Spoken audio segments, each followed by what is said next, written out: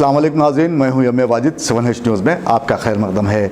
नवजीवन अनाथ आश्रम की दूसरी सालगिरह के पुरमसरत मौके पर बाग़-ए-आम में एक रंगारंग प्रोग्राम मुनक्कद किया गया। पेश है इस प्रोग्राम पर हमारे नुमाइंदे जासिम जाबरी की ये रिपोर्ट।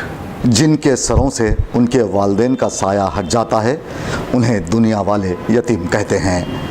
हर बच्चे के लिए उनके वालिदैन एक उम्मीद और हौसला है। उनके सर एक आसरा, एक साहिबान रहमत की तरह होता है। लेकिन जब वो इस दारे फ़ानी से कूच कर जाते हैं तो बच्चों पर आसमान टूट पड़ता है। क़दम क़दम पर मसाइब, दुख और तकलीफ़ें उनका मुक़द्दर बन जाती हैं। ऐसे यतीम और बेसहारा बच्चे हम सब की खुसूसी तवज्जो के मुस्तहक़ होते हैं, लेकिन हम जानते हुए भी उनकी कुछ मदद नहीं करते। लेकिन यहाँ कई ऐसी तंजीमें हैं जो इन बच्चों को कौमी धारे में शामिल करने के लिए हमेशा कोशां रहती हैं। यतीम बच्चे जिन्हें तालीम और तरबियत, सेहत और ख़ुराक की मुनासिब सहूलतें मैसर नहीं होती। हैदराबाद के मुख्तलिफ़ इदारे इन बच्चों को ज़िंदगी की बेहतरीन सहूलियात देने के लिए काम कर रही हैं, जिनमें एक है नवजीवन अनाथ आश्रम, जो तालीम, सेहत और ज़हनी और जिस्मानी नशोनुमा के साथ साथ दीगर बुनियादी ज़रूरियात से महरूम यतीम बच्चों को सहारा देता है।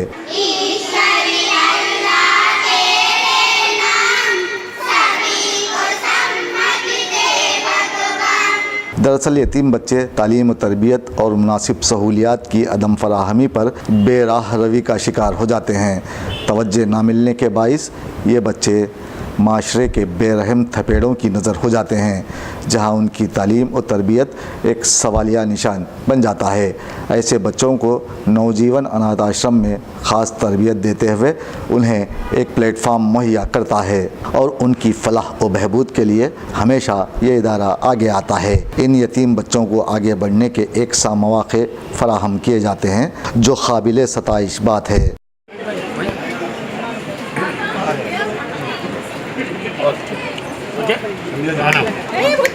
जीरो से ऊपर आकर आज हम लोग यहाँ तक आए हैं और मेरे बच्चों का रिजल्ट ये है कि हमारे बच्चे स्कूल में 11 बच्चियों का नाम सबसे ऊपर है। हमारी न्यूज़ आपको कैसी लगी? यकीनन पसंद आई होगी। फिर देर किस बात की? लाइक कीजिए, शेयर कीजिए, सब्सक्राइब कीजिए।